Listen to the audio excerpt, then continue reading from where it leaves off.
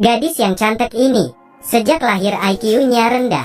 Hari ini, ia dibawa ke kamar oleh pejabat. Pria itu memberinya 3 butir pil, dan mencekokinya dengan jus. Tak lama, kakaknya, Kelly mendobrak kamarnya, dan melihat adiknya sedang diperkosa. Kelly menerjang ke arah pria itu, dan menghunuskan obeng di tangannya, yang tepat mengenai sebelah mata pelaku. Akhirnya, Kelly dipenjara 3 tahun karena melukai anggota Kongres. 3 tahun berlalu, saat Kelly sampai di rumah.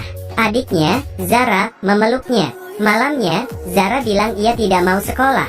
Kelly berpikir mungkin Zara tertekan, dan memintanya untuk berjanji melanjutkan sekolah. Zara mengiyakan. Kelly tidak tahu apa yang Zara alami di sekolah. Baru saja gurunya keluar kelas, Zara langsung dikerumuni temannya. Zara memohon supaya mereka melepaskannya, karena hari ini Kelly dibebaskan. Tapi, teman-temannya menolak, dan membawanya keluar dari sekolah. Kelly khawatir Zara belum pulang, dan meneleponnya, tapi teleponnya tidak diangkat. Zara dibawa paksa oleh mereka ke karaoke. Mereka merekamnya, lalu menyerahkan Zara ke preman. Preman mulai meraba-raba Zara, lalu menjual Zara ke pria hidung belang. Zara mengirim lokasinya ke Kelly, tapi preman itu menipu para kostumernya, dan memeras mereka, sehingga ia untung besar malam itu. Kelly mencari Zara di jalan, tapi tidak menemukannya. Ia mengira Zara lupa pulang karena asik main, dan menunggunya di rumah. Hingga esok siangnya, Zara masih belum pulang. Kelly pergi ke sekolah. Zara memakai baju dress merah, hadiah dari Zara untuknya. Di kelas, Kelly tidak melihat Zara. Saat Kelly mau pulang, ada teman Zara yang mengejarnya. Ia memperlihatkan video itu ke Kelly. Kelly shock sampai menangis. Kelly menunggu geng cewek kurang ajar itu di dalam toilet setelah pulang sekolah.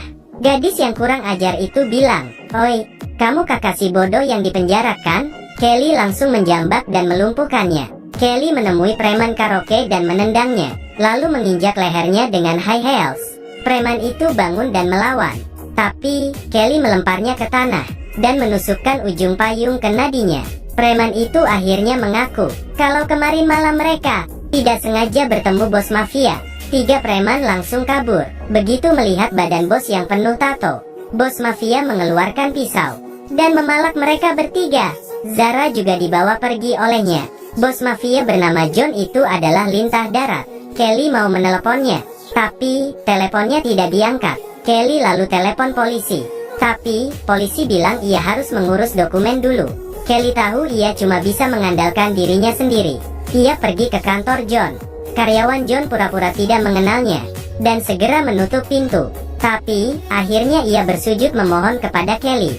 Ia tidak tahu kemana John membawa pergi Zara. Kelly mengambil kunci mobilnya. Zara dijual kepada mucikari. Pria hidung belang ini ingin memperkosanya, tapi anunya digigit Zara. Pria itu dengan marah minta uangnya kembali, tapi mucikari dengan marah memakinya. Barang yang sudah kujual tidak bisa diretur. Berdasarkan informasi dari karyawan tadi, Kelly menemukan mobil John. Saat John meninggalkan lokasi, Kelly membuntutinya. Ia mencoba menelepon John, dan bertanya keberadaan adiknya. John dengan angkuh bilang, "Kamu kakaknya si idiot ya? Apa kamu juga idiot?"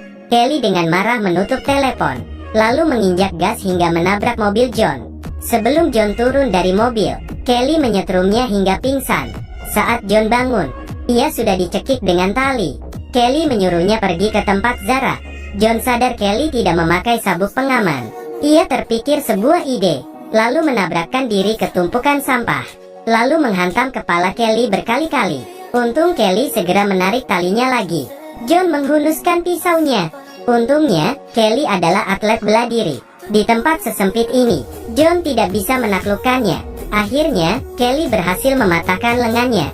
Lalu Kelly memukul kepalanya. John pun terkapar tidak bergerak. Kelly memasukkannya ke dalam bagasi. Setelah siuman, John memakinya. Tapi, Kelly yang kesal mendengar omong kosong, menjepit tangan John dengan tutup bagasi. Meski Kelly sudah menyiksanya, ia masih belum puas melampiaskan amarahnya. Kelly ngebut mundur ke tumpukan sampah. Ia menabrakkan diri berkali-kali. Kelly berpura-pura menjadi teman John dan menelepon Park.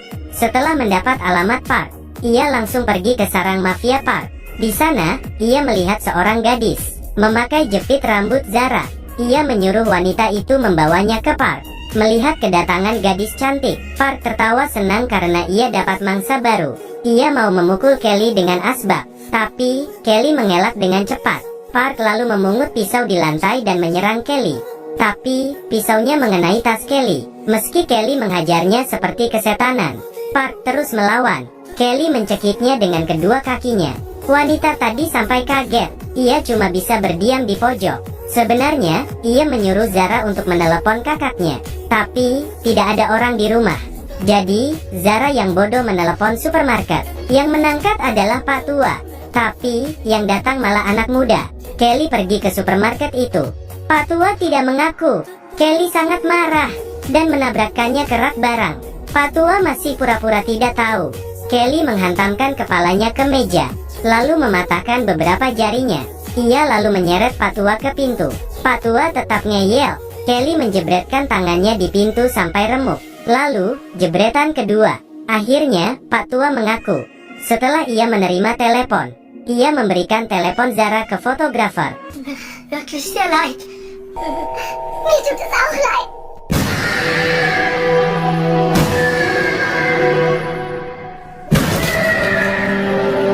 Kelly lalu pergi ke studio foto. Di sana, ia melihat foto Zara. Fotografer bilang ia tak ingat. Fotografer sedang memotret Zara yang bodoh, lalu memanfaatkan kesempatan tersebut, lalu mencoba memperkosanya. Setelah dihajar sampai bonyok, fotografer bilang ia memberikan teleponnya ke montir. Kelly lalu pergi ke bengkel montir.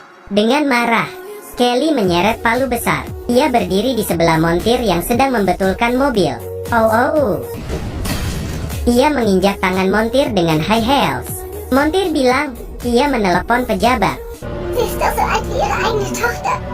Nein, ich habe nur 2 Söhne.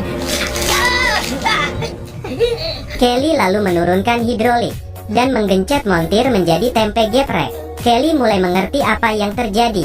3 tahun lalu, Zara dicabuli oleh Pak Tua, lalu dilecehkan oleh fotografer.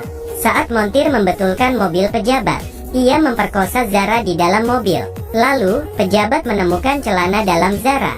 Pejabat mencari Zara dan membawanya. Hari itu, Kelly melihat Zara bertingkah aneh. Esoknya, Kelly mengamati Zara di sekolah dan melihat Zara naik ke mobil seseorang dan tampak takut. Kelly membuntutinya dari belakang, dan terjadilah adegan di awal film tadi. Zara lalu menelepon Pak Tua karena Kelly tidak di rumah. Pak Tua mengira Zara minta ganti rugi karena pernah dilecehkan. Lalu Pak Tua menelepon fotografer. Fotografer lalu menelepon montir, dan montir menelepon pejabat lagi. Artinya, Zara sekarang berada di tempat pejabat. Kelly pergi ke rumah pejabat. Ia menyetrum satpamnya. Di kamar, pejabat masih tidur. Saat ia membuka mata, kepalanya sudah ditodong pistol. Di mana Zara?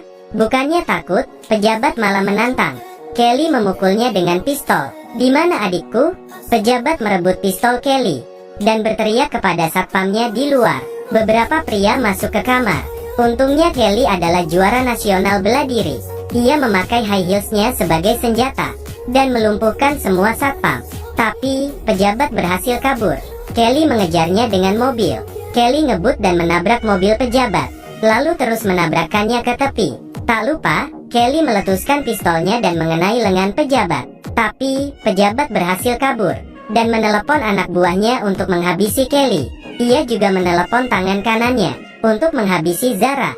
Tapi, pria itu tidak tega dan menelepon Kelly untuk memberitahu keberadaan Zara. Cowok ini sudah ganteng, baik lagi. Ia menyuruh Zara segera mencari Kelly. Baru saja Kelly parkir.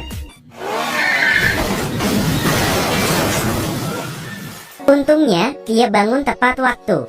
Pria yang tadi membantu Zara dibunuh. Kelly ke toilet dan mencuci mukanya, dan bersiap untuk pertarungan hidup dan mati. Ia membalut tangannya dengan korek api, lalu naik mobil dan menabrak bawahan pejabat. Kelly dikeroyok dan tidak bisa kemana-mana. Dengan berani, Kelly berkelahi. Tapi, pistolnya kehabisan peluru. Meski Kelly jago berkelahi, tapi jumlah mereka terlalu banyak. Mereka berkelahi sepanjang malam. Kelly kelelahan dan akhirnya lengah dan jatuh. Saat ia melihat Zara yang kesakitan, semangat juangnya membara lagi. Ia merebut pisau preman dan menjelma menjadi Dewi Neraka. Ia membantai mereka semua. Kelly berhasil masuk ke kamar. Ia tidak tahu pejabat bersembunyi di dalam. Saat berkelahi, Kelly terpojok, dan pejabat menikam perutnya dengan pisau.